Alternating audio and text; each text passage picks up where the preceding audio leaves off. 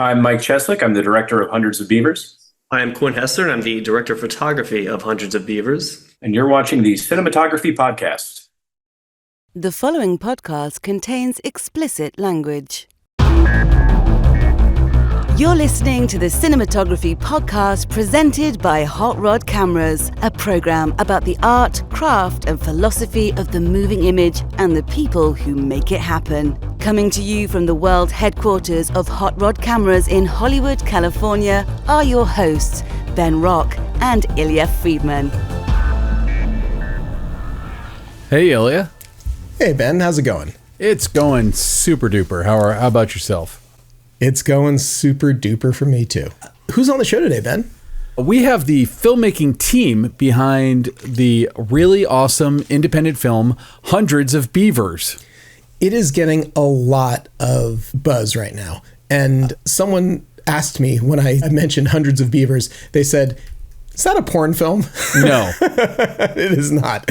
Hundreds of Beavers. I was like, it's not a nature documentary either. What is Hundreds of Beavers? Hundreds of Beavers is like basically a live-action Warner cartoon.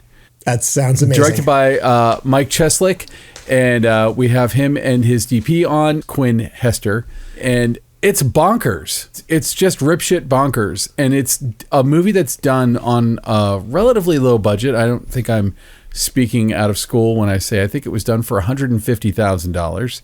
Wow. And that's an accomplishment. That's really tough to do. And they shot it in the freezing cold in real ice. But what I love about this movie is that there is like no technique that they don't use. A lot of compositing. There are miniatures. And as you'll hear when in the interview, it was like extensively, I don't know if I would call it prevised, because that would probably cost more than their entire budget. But the director did extensive like storyboards, animatics. They knew every piece of that film that they were going out to make before they went to make it. And it looks, it's black and white. And, when we're dealing with animals, and there's not just beavers, there's raccoons and other creatures. They look like mascot suits, like what you would see walking around at a theme park. Wow. And it's just pure fun. I just can't say enough good things about it, and I can't recommend it highly enough to anyone who just wants to see a fucking entertaining film. That sounds awesome.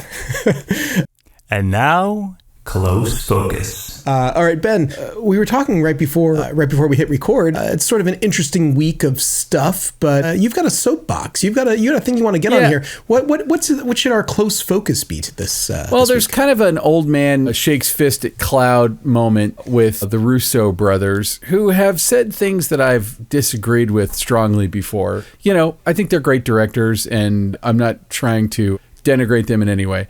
But they did an interview recently with Variety where they're basically saying that superhero fatigue isn't the problem, that the problem is that young people have ADHD and don't feel like watching a movie for 2 hours. And I actually want to say, as someone who's seen, I think, most of the MCU films, the fatigue is real. I think the fatigue is real. I recently showed the original Iron Man, which is sort of the jumping off point of the MCU. Even if it wasn't intended to be that at the time. But I showed it to my son, and he was glued to the original Iron Man. And I was watching it, and I was like, how awesome is it to watch this movie? This is just a movie telling a story. It is a superhero story. It doesn't feel like IP with a capital I and a capital P. It doesn't feel like it's laying down 100 Easter eggs and paying off 100 previous Easter eggs. It doesn't feel overly precious about what it is. It just feels like, I think, what it is, which is Jon Favreau and Robert Downey Jr. and Gwyneth Paltrow, et cetera, kind of bullshitting their way through the story. I mean, you can read stories about the making of Iron Man, but it basically had almost no script, and they were making it up every day. And it was, a lot of it was ad-libbed. And that was actually one of the things that made Favreau a natural director for it, because now we think of Jon Favreau as the mastermind behind The Mandalorian and some of these other amazing things he's done. But back then he was kind of known for movies like Elf. Yeah. Where I think that there was a lot of looseness on the set, but tight visual construction. And I feel like the further you get into the MCU, I mean, like the recent Marvel movies, you can't ever criticize the audience. You don't get to do that.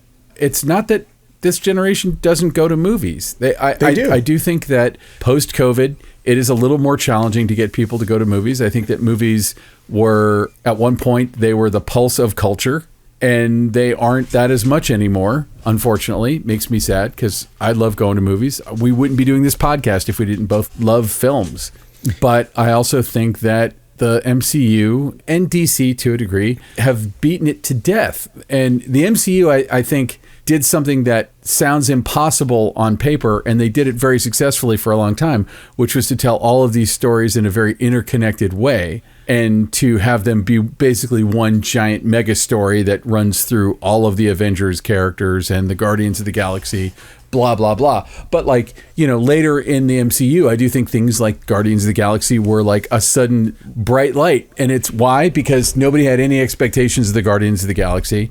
And James Gunn went and made an amazing movie that like took these characters nobody cared about and put them front and center. But like the more precious it got, where everything has to be perfectly stage managed, I feel like that's where it kind of falls off the rails. And I can't speak to the Marvels because I didn't see it, or Eternals, but I feel like my interest personally just kind of went away. And I'm not Gen Z, you know, I'm a crusty old Gen X moviegoer who loves to go see stuff like this. I went and saw Dune and Barbie and The Batman and Oppenheimer and, you know, all the movies that we talk about on here. I've seen them all. But at a point, it was like they just kind of all felt like more of the same. And we're spoiled because more of the same is top flight visual effects and amazing pre-visualization and, you know, storyboards by our friend Tony Liberatore probably.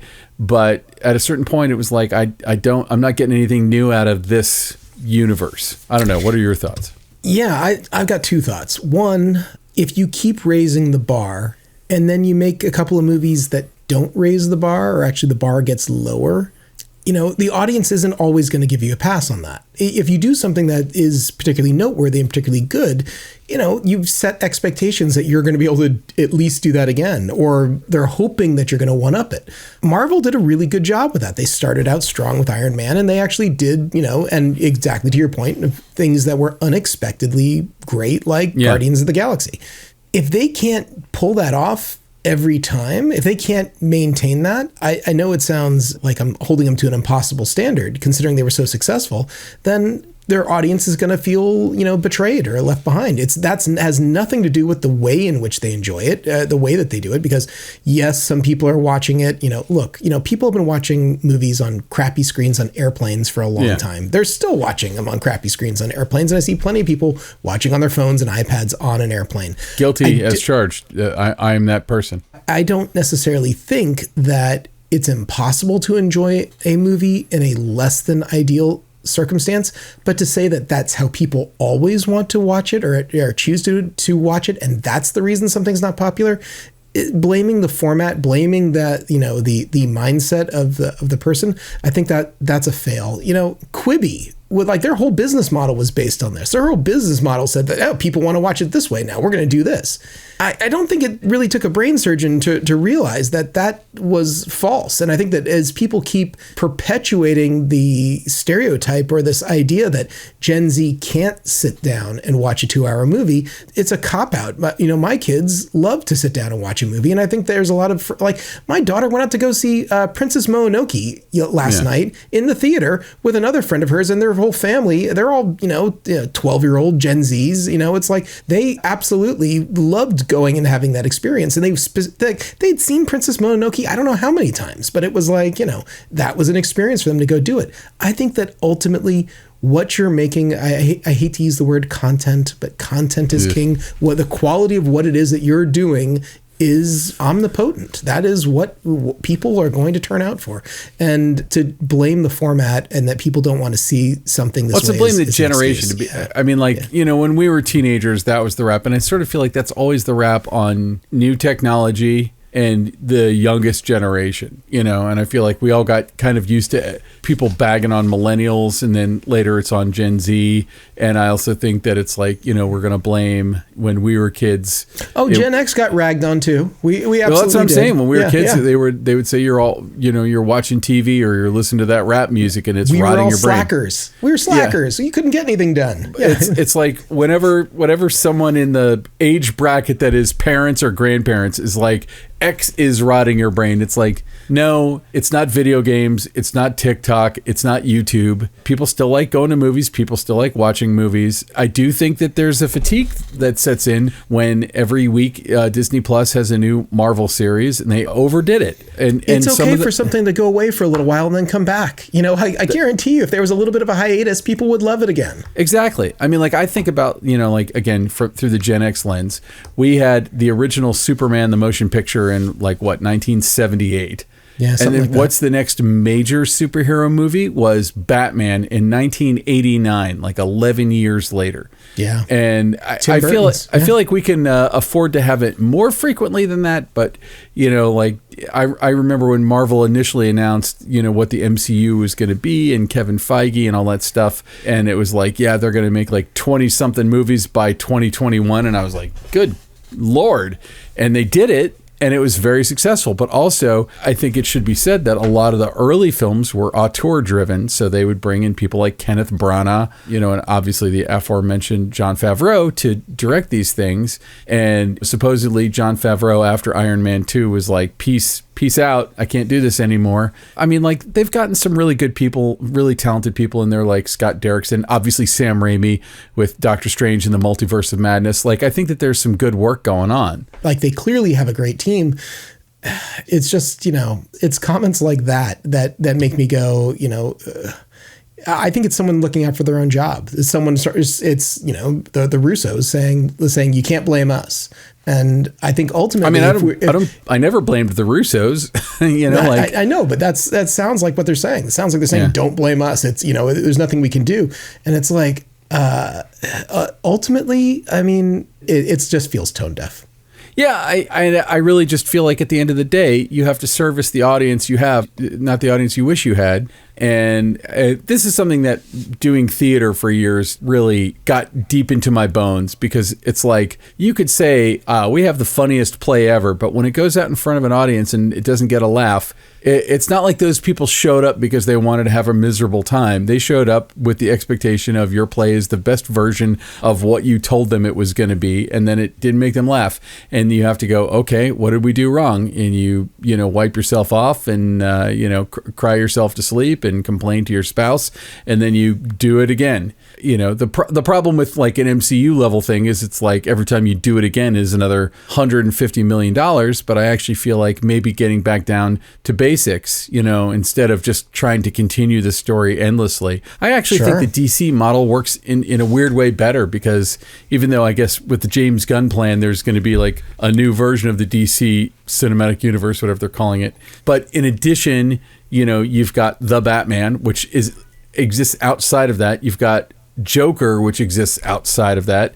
And when we get a new Joker movie, if you liked the first Joker, I bet the second Joker movie does pretty well, because it doesn't feel mass produced. It feels very bespoke and made with an auteurish vision behind it. And I actually, you know, always kind of respected that about DC, even though I didn't necessarily love all of their films. You know, I love that they were willing to say like, okay, Christopher Nolan, make a Batman trilogy. Okay, Zack Snyder, like, you know, they're handing it to people who have a real point of view. That is for sure. I really think it's interesting when we get these crossovers like James Gunn or Ryan Reynolds, or people who've kind of spent time in both of them. It kind of makes me actually more curious about what they're going to do next, because, you know, both of them are working on more Marvel stuff. So, well, yeah, and you know, Ryan Reynolds, I mean, like as we're talking of like 2 weeks ago, they dropped the new Deadpool and Wolverine trailer, and it looks awesome. Like, yeah. I just think that like when you give an audience something that's like fresh and different, I mean, even though I guess it's hard to call Deadpool different because there have been 2 Deadpools already, but something that's a little bit out of the mainstream of what you're doing. I mean, I think that's what made Guardians of the Galaxy work, is that it was awesome and surprising. Anyway, that's the end of my soapbox. Love the Russo brothers, love their work, but you can't blame the audience for not showing up to movies. Agreed. And let's get to the interview with the team behind Hundreds of Beavers. Here we go. The Cinematography Podcast Interview. So I guess the first question is to you, Mike, but it's, where did the idea for Hundreds of Beavers come from? What's the genesis of it? Well, it was 5 years ago. It came out of Bar Talk mostly, and I think we'd had a lot of ideas, and we chose the one that fit the available resources. Quinn and I and Ryland, the co-writer and star, are all from Wisconsin, so we had a lot of friends that were comfortable with snow. I've been working in After Effects for a long time, so we were comfortable making a very effects-heavy movie. And then we just like physical comedy, so this was a project that combined all of our interests and available resources, and hopefully, we would go somewhere that people wouldn't follow, which was the Northwoods of Wisconsin and dialogue-free movie. What do you mean go somewhere people wouldn't follow? I don't know. I haven't had my eye on the indie space too closely, but I don't think there's a lot of snow exterior silent films. Yeah, I mean, I haven't. Well, actually, I don't know anything about the Wisconsin indie film scene. A guy I went to film school with actually lives up there, but I don't think he's doing anything in the film world anymore. What is the film scene in Wisconsin? What's it like? Quinn. Yeah, I spent a long time there. I was born in Milwaukee, and I worked there for about 29 years, basically, until I moved to Los Angeles. But the film scene there is actually pretty up and coming. It has a pretty robust independent scene and also a pretty robust documentary scene as well. So it's definitely on the up and up. But I was really happy to be a part of this and still have it, be sort of an LA-based production, but it's shot in Milwaukee, or Wisconsin, rather. So it's a pretty vibrant community in Wisconsin. I'm not as in touch with it nowadays as I used to be, but I get back fairly often. So I know a lot of friends that are still making films there and doing very well. So that's really cool. I feel like especially the current technology landscape allows for every locality to kind of have its own vibrant film production world, which inevitably leads to, people doing interesting and creative stuff. And while I was watching this film, it felt to me like I definitely am hearing what you're saying, Mike, about using After Effects, but it almost felt like every technique I could imagine was being used, if I'm not mistaken. Like, it looked like there might have been some miniature work. It looked like there was definitely some green screen work. It looked like there were definitely cool VFX. There's I'm assuming that when I see these massive scenes with dozens or hundreds of beavers, literally from the title, but all the beavers, that you're replicating suits that, you didn't have. If it were my production, I'd be like, maybe we'll get 5 to 10 suits. There were specific scenes, like there was some action stuff towards the end where I'm like, I think that they all have to be in the same room and those all have to be beavers, people in beaver suits. But kind of give me a sense of how scaled back was the production? What were your constraints? As I've read online, the budget was like $150,000. I don't know if that's really true, but I gather that it wasn't, throw all the money at it in the world kind of a film. Yes, it was a small film for $150,000, and it was a lot of planning and storyboards and effects shots, switching effects styles from shot to shot. Often, because there was 1,500 After Effects shots, there's even more After Effects elements required to be collected by Quinn.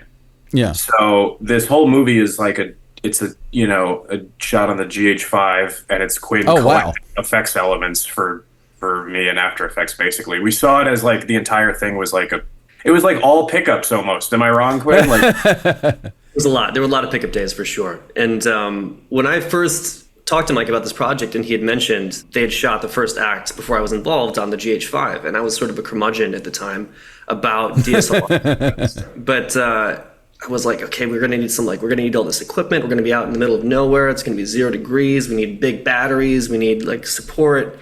I'd be afraid the camera would freeze. I'd be afraid that the camera would just shut down. Freeze, but I was really surprised. And Mike's like, oh no, we just used the stock batteries. That's all we used, 6 And you didn't batteries. have problems with camera freezes? Not at all. The camera worked totally fine. I really kind of changed my opinion on DSLRs in general, but in particular that GH5 worked super well. And really, it's a practicality matter at the end of the day as well, because you are just kind of overburdened with having to load into a remote location, and you don't want necessarily an RE package if you don't have a full AC crew with you. How much crew did you have? On an average day? When you say every day felt like a pickup day, when I hear pickup, it's under 20 people, maybe under 10 people. How much crew did you have on a day-to-day basis, do you think? A core of 6. Would you say, Mike? On the whole, we had days where we would have more crew come in or more talent come in for larger scenes, but really up in that cabin up in northern Wisconsin, it was there were 6 of us. I think it was a core of 4, actually. I think it was Eric, Max, for that second winter, at least when we shot the second act, that was Eric, Max, Ryland, and you and I, right? That's a core of 4, often up to 6 or 7. Yeah. Mm-hmm. So it kind of fluctuates depending on the day, because it was, we had only a limited number of space in the cabin, but so it was a lean crew, but we accomplished a lot, and very unique experience in that we are shooting this film. It's very intricate. Mike had done 2 years of storyboarding ahead of time. He had a thick binder of just I imagine, storyboards, and we would just say, okay, we got to get through these 5 pages today, 8 pages, whatever it is, make this happen. Here's the shot, here's the angle, here's the space we have to leave for this practical element or this VFX element, and just go out and execute it. So that's where like having a small camera package comes in. It's less to manage, from a gear standpoint. It worked out totally fine. And the GH5, that's a micro 4/3, so you're not having to deal with focus issues too much, right? Right. It's a little bit more lenient that way. We had 2 lenses, like a wide. What were they? What were the lenses? I think we had a 14, and then it was like an 18 to 70 or something like that. Mike has the kit. I haven't seen it, but that's all we need. I don't know anything about cameras. I just randomly bought something with our first shoot. When we went on that first winter, it was just Ryland and Eric and I, and like a few mascot costumes. And I just bought the GH5 and the wide, like the Chinese plastic wide lens, and then the lens it came with, and a drone. And I didn't know I'm not like a big camera guy. Yeah. And then, it's funny that all this stuff being effects, like, meant that Quinn was like, I always felt bad. I'm like, sorry, this shoot isn't more creative. We're just tediously executing these drawings. It was very creative, though, in a way. Like, it was, you want to work with the director and a team that knows what they're doing and has everything planned out and knows exactly what they want. And how we would execute the shots was very creative in itself. And it was very difficult and challenging because of the conditions, but it was also extremely just rewarding and satisfying because we would get these shots. And Mike, at the end of every shoot day, every day, he would edit the footage we shot that day. How do you do that? How do you have the energy after a day of shooting to go into the edit bay? That always blows me away. You hear stories about Robert Rodriguez and their Steven Soderbergh shooting all day and then going in editing. And it's like, you've been out in the freezing cold all day long, filming on your feet. How do you go sit down and edit? Oh, it's like if it's almost like asking like, how could you spend all that time cooking? You must be so tired from cooking. How could you then sit down and eat a meal? Except I've spent several days on set, and it's like after a day of set, like I'm like, oh, I got to go to sleep, and then wake up the next day and do it again. I'll say this: it got dark pretty early because we were shooting in the winter all the way up at the top of Wisconsin, and so I don't know. It was dark at 4:30, so it's not like getting home at 9 p.m. We had hard outs because of the light, so. But Mike would show us edits every night, and for as much and meticulous as every shot was planned, and Mike storyboarded, there was still moments where I'm like, okay, are we getting what we need? Like, it feels kind of fragmented. I don't know. Like, we're just having the talent go in, and Mike's shouting out direction at them, and he's like, hold your hand up, spin your arm. And it's just like, okay, I hope we got it. And then it always worked. Mike would show us at the end of the day. I'm like, oh, amazing. Okay. So you know exactly to the T, to the pixel, what he needs. And it was great. Yeah. I forgot about this. That did buy us. It bought Quinn and I confidence from the team. And so we had a lot of trust because we were doing a really weird movie. But yeah, I kind of forgot about all this. But yeah, doing the post at the end of the day made everyone trust Quinn and I more. It's a great morale boost for everyone, just so we know, okay, we're getting what we need and it's coming together, and seeing it, at the end of the day is such an immediate way to just be satisfied with what we're getting. So very unique in that sense. And there's no proxies. We're like shooting in 1080p, so everything goes right in and edits immediately, and you can do temp effects in Premiere and it runs full speed. That's pretty cool. I'm a big Adobe user too, and I can see the value, especially in something like this where you're going to have this effects heavy thing, to have the integration that Adobe gives you to just jump back in and out of After Effects, because I don't know how many shots in that movie didn't have some kind of effect on them. It feels very effective. And I wanted to ask you, just even like from the basic construction of the movie, did you start with the script? Did you start with a storyboard? What did you show people? When you talk about how you had a massive binder of storyboards, it makes me think of like George Miller and Mad Max Fury Road. And the movie you're making has, well, it's basically a silent film. It has virtually no dialogue in it anyway. It kind of reminded me of like, I don't know if you've ever seen the Canadian filmmaker Guy Maddin. He makes these homages to silent films like Tales from the Gimli Hospital. And it had that kind of a vibe to it, but that plus like the wackiest Warner cartoons or Tom and Jerry kind of cartoon feeling. So it's like so kinetic. What does the script get you versus the storyboards? Like, I feel like the storyboards would be the whole story. Am I crazy? Yeah, we sold the movie we collected shares just based on a treatment, much like Fury Road, just a written treatment. That's how we got the money, along with a little deck and a compilation of visual influences. Guy Maddin's a direct influence because I'm glad I caught that. I love Guy Maddin's work. Yeah, and for us, it's also just the freedom of picking a grainy black and white style frees you up to tell a bigger story and to have bigger visual ideas. And so just by working in that look, it just frees up the whole writing process. The same way the South Park writers are freed by the simplicity of their style to have any ideas they want. Yeah. And work and execute them quickly. This style gave us that, and Guy Maddin kind of just gave us permission to work that way in the modern day. Yeah, and then the boards were done as we were collecting money, and then I think we got, after the first winter of shooting the solo fur trapper scenes from Act 1, then Quinn came on board, and the movie had to be shot by Quinn. Like, there's literally no one else that could have done it. How did you guys know each other? We'd met at the Milwaukee Film Festival back in 2018, like October 2018, right before I moved out to Los Angeles. I was still living in Milwaukee at the time. And Mike and Ryland were showing their previous feature, Lake Michigan Monster. So that's how we met. And then we hit it off and stayed in touch when we moved out to Los Angeles, and that was it. Yeah, it couldn't have been anybody but Quinn, because Quinn he's just a tough guy and he's used to the winter, and like all these shots had to be like on a ladder in the snow, because we're getting all these high angle shots to like bring out the silhouette of the character against the white snow. So we're always going like up on a ladder, matching like a cartoon, and it's like -15 and there's no crew. And so it's like, Quinn, you have to carry the ladder onto the frozen river and then set it up yourself. And if your skin touches it, it'll rip your skin off. Oh, man. And you got to get up there. Now it's less than -15 because you're getting hit by wind because you're 10 feet up. And then now you got to get a shot up there, and it's got to be framed like my cartoon. And better you got to do than me, that man. for 9 weeks. This is awful. I can't. That just sounds like that's intense. Like, you know. And how many days were you doing this for? Yeah, it was like 8 weeks. I mean, 8 weeks. Wow. There were several stints over we did 2 weeks in January 2021, then 3 in February of that year, and then Mike had shot the whole first act for the previous winter.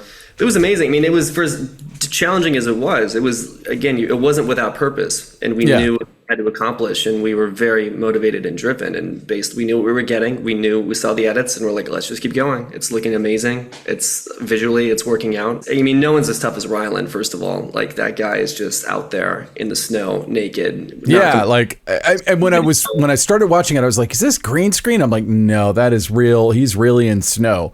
And I'm a Floridian, so it's hard for me to imagine being in anything but all of my clothes all at once if I was in like moderate snow. So I can't imagine being like, up in, northern Wisconsin in that kind of weather, basically naked. Like, that was crazy. Yeah, it was inspiring. He crushed it. He was always ready to go and never slowed down. There was certain times we'd forget to call cut, and he would just keep acting while Mike and I were discussing. Like, he's still oh shit, sorry, Ryland, cut. But you needed the two department. You needed Ryland and Quinn to be really tough guys to just sort of set an example for anyone else that came on set too. Sorry, the core team was 5. It was Ryland, Quinn, and I, Eric, and Max for that winter shoot. So it was a 5-person crew, basically, with some special guests rolling in and out. Mike, how did you because you have this massive continuity in your head, and when you're on a film crew, it's, hard for everyone else to even know where you are in the story if you're doing stuff out of sequence. I don't know how much of it you did in sequence. How did you keep everyone tuned into what the scene was, where it belonged? Did you go over the boards every day? Was there an animatic? Did you build an animatic so people could see what you were doing? Yeah, people could watch the animatic on the DIT computer, and they could also see the boards in my binders that I was carrying around. Yeah. But it still takes a lot of explaining and is a lot to wrap your head around because there's so much in this movie. It is a lot. I was just thinking about it nonstop for years. That's the answer. And then just doing my best to explain it to the team. And then just always surprised how much trust we got from like Eric and Max and everybody. Like the team just really believed that like Quinn and I knew what we were collecting. And how much of it was in a studio? I mean, there's stuff, especially towards the end when you have this kind of electrifying climax in this beaver compound. You're riding on logs. You're doing all these like really sophisticated sequences. Like, you know, it feels like something right out of a Warner cartoon, but you're using mixtures of live action. I don't know if there were miniatures. You know, there was definitely flat art and stuff in there. How much of that was done like on a green screen stage, or how did you accomplish that stuff? Well, the log flume chase was kind of interesting, Quinn, when Ryland was moving out of his apartment, and we just had an apartment for 3 days. And we put green up on 2 walls on the floor. You're kidding me, really? The entire like sneaking into the castle and the log flume thing was shot in 3 days. That was all green screen. The log flume chase and the beaver dam infiltration sequence. So the lodge infiltration. So, but it is funny because watching the movie, it is hard to know like what's real, what's fake, what's an element. Sometimes it's obvious, sometimes it's not. You know, but by and large, I think we shot most of it on location. We would set up, and then sometimes we would like set up a green screen on a goalpost, 2 C-stands with a tarp, just kind of in the woods to get you know, if we're trying to comp in Ryland like, you know, walking across whatever surface. So while like much of it was shot practically, it was also, you know, obviously there's a lot of digital elements. So it's very unique that way because typically like a lot of these movies, you know, will be 95% shot in a studio or, you know, really shot in a studio. But this is, you know, we're out there. We're out there in the elements and we're scouting locations. And it was such a great thing too. It was very therapeutic in that sense. You're just very focused in the middle of it. It's very rare to be in a production where you are not only making a movie and having to, you know, use all your energy and focus and creativity and meditate on how to accomplish certain looks and goals and shots and whatever, but you're also trying to not die a lot of the time. You know, all of us almost died at least once, I would say. So it's a very unique experience in that way. Extremely rewarding. I can't say that enough, honestly. But it was amazing. Yeah. So we've all been on shoots where it's horrible conditions and the movie's not that great, unfortunately, or it's not for sure. Very well. So that can be very abysmal, but this was, you know, it was such a great experience in that regard. Like I was very happy to kind of finally be a part of a production where it's like, okay, we have a true leader, a true team. Mike and Ryland have been making movies together since they were, you know, teenagers. Was there like an aura around it? Like, did you know you were working on something? I mean, like, I feel like there's no way to have worked on something like this and not known this is completely out of the ordinary. Yeah. You know, like this is not the use. You got, you know, these people standing around in beaver costumes and raccoon costume, you know, these mascot looking things. But like, did you have a sense of like, no, this is going to be something people are going to really appreciate. Like it's going to break through.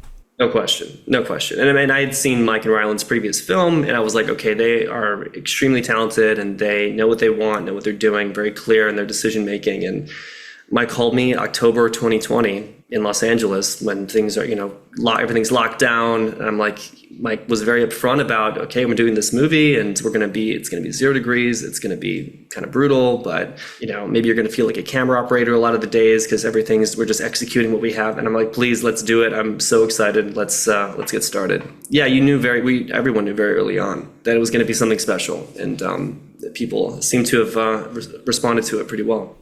Well, and one of the things that I really appreciated about it, and I guess this is more for you, Mike, is that, you know, I feel like the first, 5-10 minutes of any movie teach you how to watch the movie. And in those first 5-10 minutes, you throw every technique but the kitchen sink at us. Can you tell me, because I'm presuming, but like, what were all the techniques? Like, obviously, there's animation, there's green screen, I think miniatures, there's creature suits and stuff like that. Like, what were all the techniques that you kind of had in your head that you wanted to explore when you did this?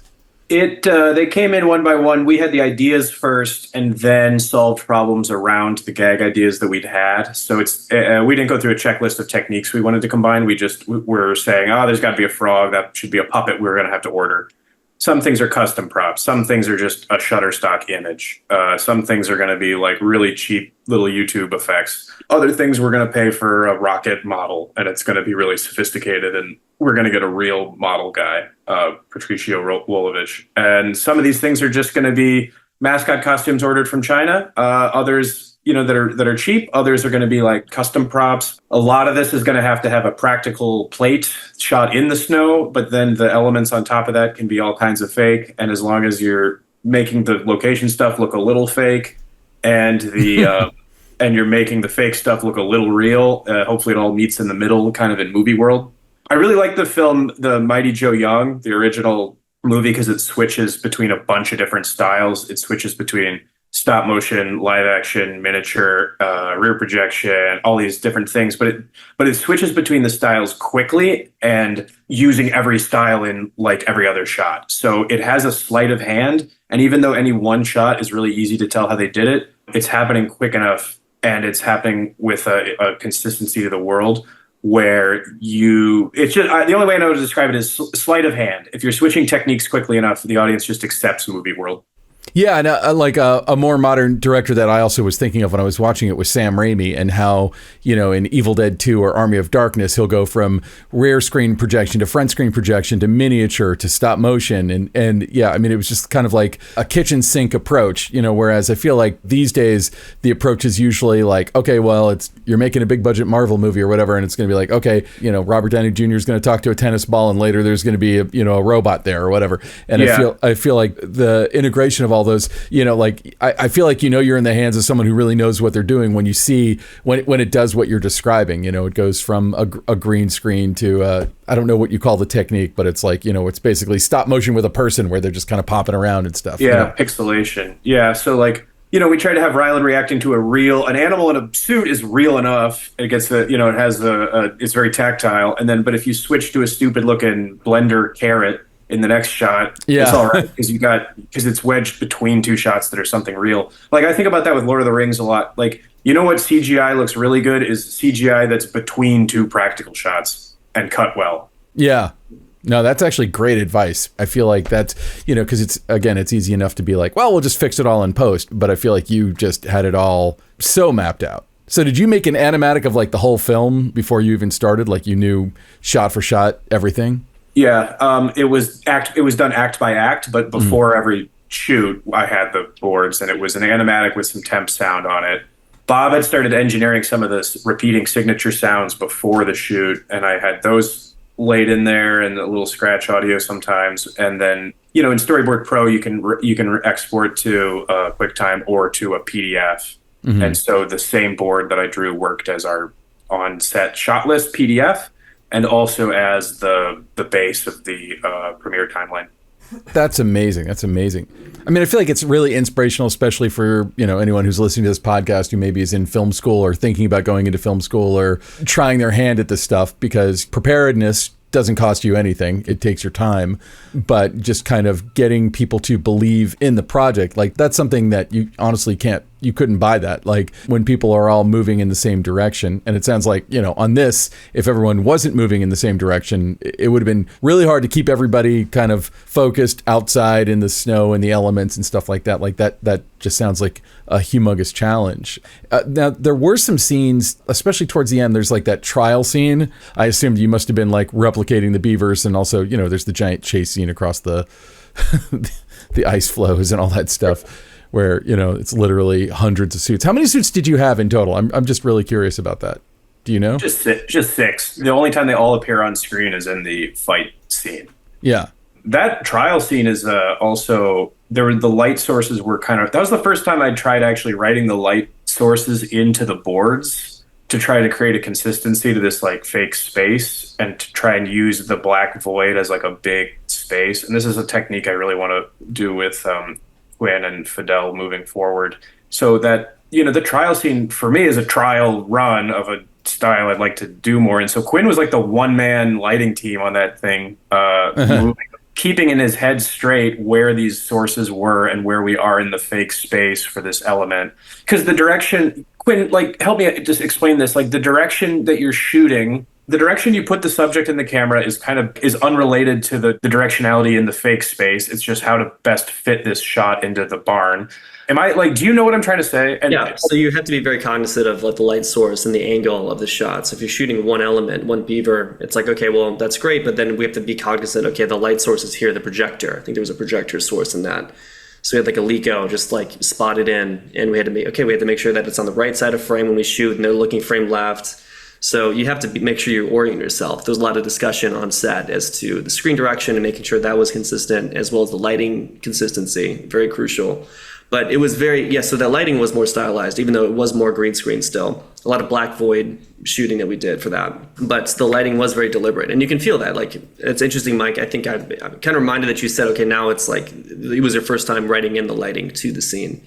So that definitely, you can feel that when you watch it too, because it is combining. You still have the green screen elements. It feels very VFX heavy, but also very deliberate as far as the light and the consistency and the tone of that and the stylized nature of that. So it's like very film noir, very very dark and edgy.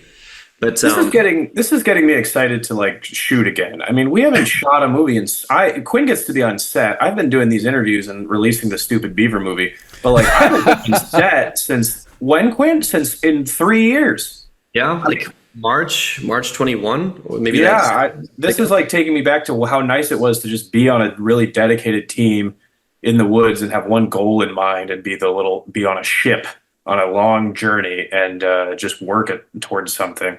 I don't know. That's a good feeling. All this post and spending a year and a half releasing the movie, this isn't the art. This is like something, marketing is like something you have to do. But like, I don't know. This is making me miss being on set, Quinn. It was a real pleasure.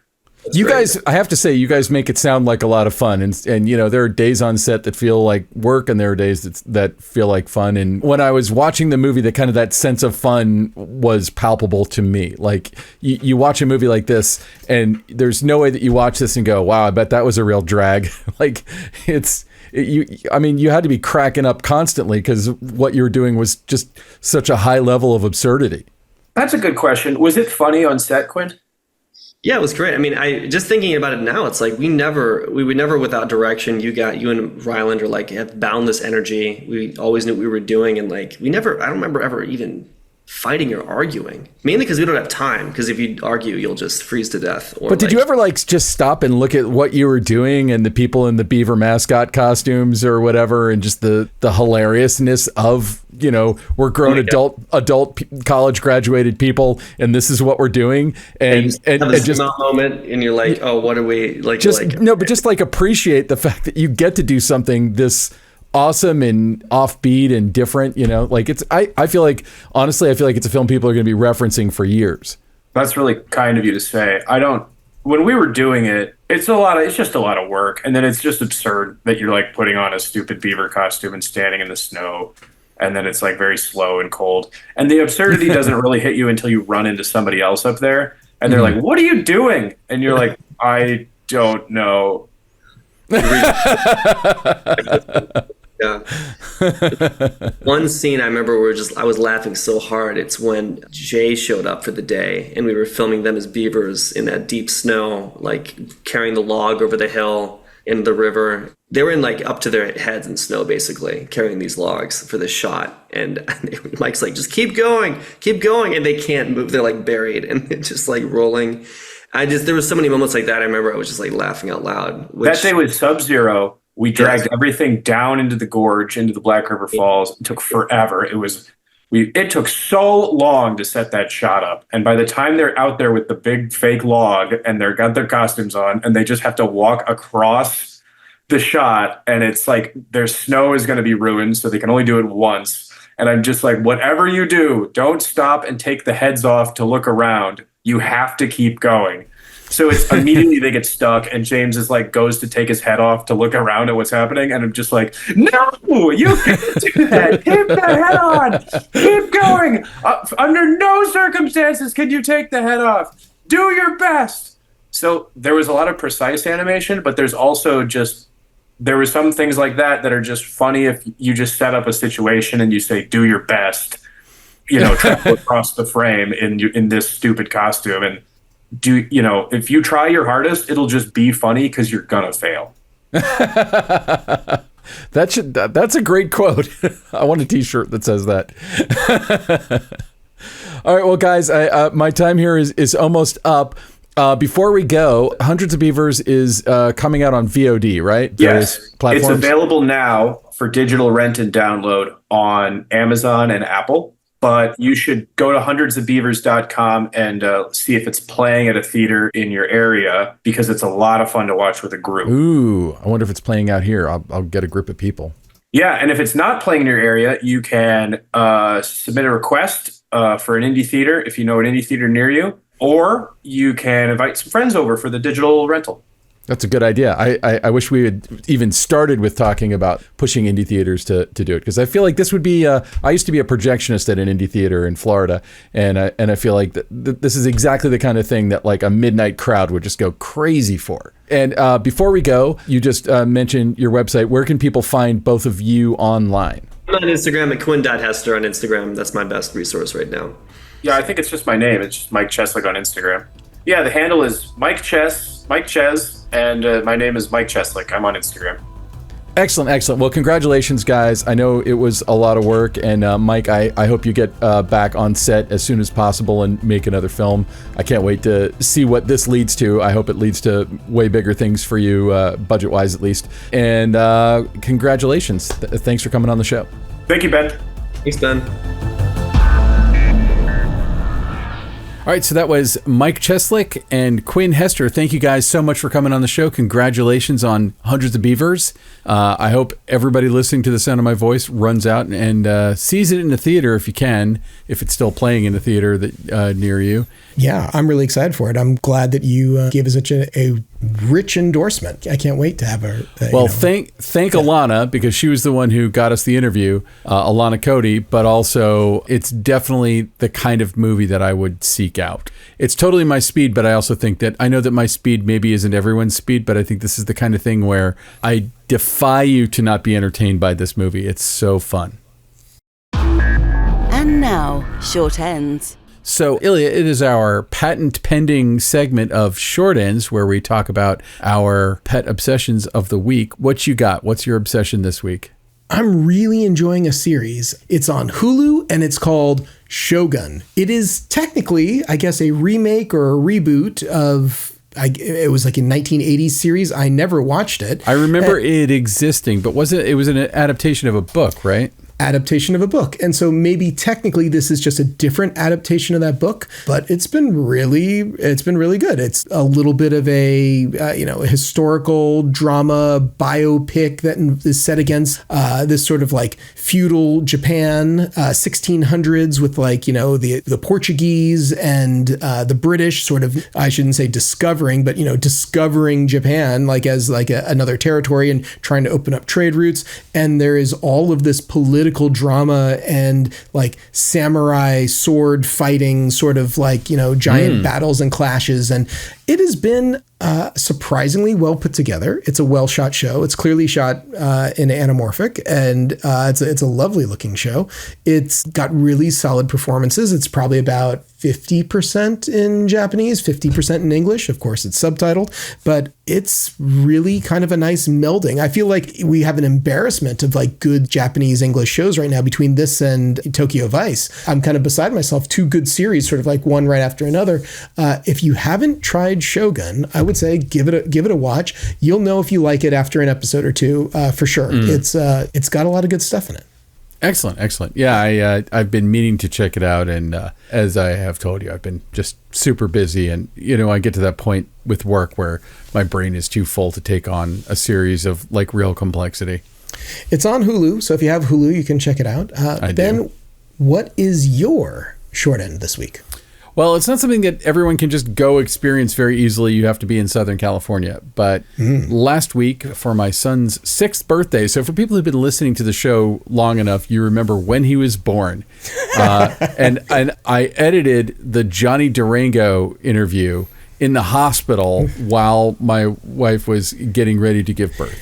I think you took a couple weeks off after that, if I recall correctly. I did, but I remember like sitting there because, we were there for like 3 days and I didn't have anything to do, and I had my laptop and I had Johnny Durango's interview, and I'm like, hey, I can be semi-productive here and cut Johnny's interview. That's how long ago it was. Feels like last week and feels like 500 years.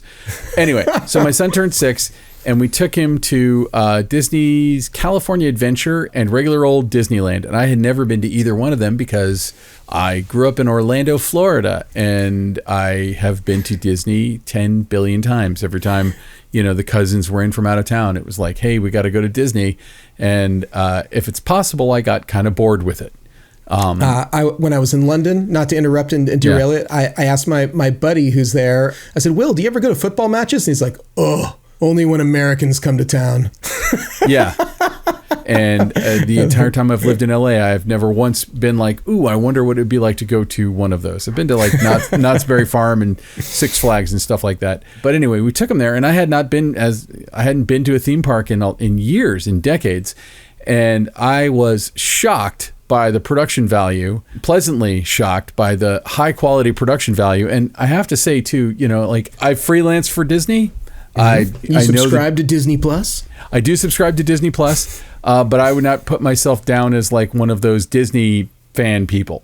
I don't own a pair of mouse ears. I'm not an annual pass holder. You don't have no. This is like the first time. But the newer rides there, like the Star Wars area of Disneyland, is. I'm a Star Wars fan a little bit, but I'm not like a massive Star Wars geek. And the Star Wars stuff there was insane. Like it was like walking into a Star Wars movie. Wow. It was so good. Bar raised? Very much so. And they had 2 Star Wars based rides that we went on. Smuggler's Run, where basically you're piloting the Millennium Falcon, and Rise of the Resistance. Rise of the Resistance, I would say, is easily the best theme park ride I've ever seen in my life, I've ever been on. It's so freaking great. And it's the way that they integrate. Some of it looks like a hologram, but I suspect it's just a really high resolution video image projected against a scrim, but it looks like it's sitting in 3D space. But they'll mix that kind of thing with amazing animatronic robots. Like there's an Admiral Akbar robot there. There's a Kylo Ren robot that are extremely interactive. Also, in the case of Rise of the Resistance, there's like human actors who like lead you in, and you're basically supposedly rebels who were caught by the First Order, and they're going to do terrible things to you. And then you're broken out and you escape in these little cars, and it's like as you're going around, just apropos of nothing, hey, there's 2 full-size Imperial walkers in a room that you go into, and you're like, what? It's like the amount of detail, like you really do feel like you're in a short film based in the Star Wars world. Wow. And the video quality is astonishing. The audio quality, that level, like in that one alone, like Daisy Ridley is in it, Oscar Isaac is in it, and Admiral Akbar. There's like a robotic Admiral Akbar that looks as good as the real one in the movie. And it's just even better because he's in 3D right in front of you. Yeah, he's right in front of you. Just amazing. The showmanship that they've gotten to. And in California Adventure, like I'm not even the world's biggest fan of the animated movies, the Cars movies, but they recreated Radiator Springs in California Adventure, and the level of detail and the quality of it, it's just mind-boggling. Like it's hard to even look at it. Like your tickets to Disney are expensive, no doubt. Very expensive. Your wallet is significantly lighter, I'm sure, having spent 2 days there. But I will say that, like, when you go into any one of these things, you go like, how many tens of millions of dollars did this ride cost to design and create and build and continue to staff? And you and I were talking before we got on here about the Indiana Jones ride, which I'd never been on, and it's that level of quality and that level of detail. And in the Indiana Jones ride, I just kind of got a sense of like, how enormous is this ride? This ride is like an airplane hangar sized ride, and the sets are outrageously detailed. So your short end is go to Disney and experience all the crazy art direction that is now on view, and the they do employ these Disney Imagineers who it's their whole job to wow you. It's their whole job to come up with this. And it's working. Like as a filmmaker, I'm like looking at like on the Guardians of the Galaxy ride, there's like crazy high. I don't know what the resolution is. It might be 8K video where they got like all of the Guardians of the Galaxy characters and and film them, and they have, Rocket is CGI animated at a level at or above what you see in the movies, and it all plays with the ride that you're on. And so I understand sort of how, if you're a filmmaker and you're making video that has to work in another medium, so you're not, the medium that you're making it for isn't film. You're making it. I actually, my friend in Seattle owns an escape room called Hourglass Escapes, and he did an Evil Dead 2 escape room. And several years ago, I went up there and did a bunch of video for him for that as a giant Evil Dead 2 nerd. That was a lot of fun. And also Seth Wolfson, who owns it, he's a good friend of mine. And it's like you have to, as a filmmaker, say like, what I'm making isn't the main show here. The main show in that case is an escape room. In the case of the theater that I've done, it's a play, and the video has to enhance the play, not distract from the play. And the level of filmmaking that's going on in these, I don't know who's making these films. I'm sure it's not James Gunn. Maybe I'm wrong. Maybe they bring James Gunn in, or whatever, J.J. Abrams to do Rise of the Resistance. But I'm sure it's somebody who's very respectful of those franchises and like what they've built. And at the same time, it just has to function as a piece of a ride. But it's done. Every piece of it is so well put together. The production value is just shocking. Anyway, I'm going to stop waxing Disney's car.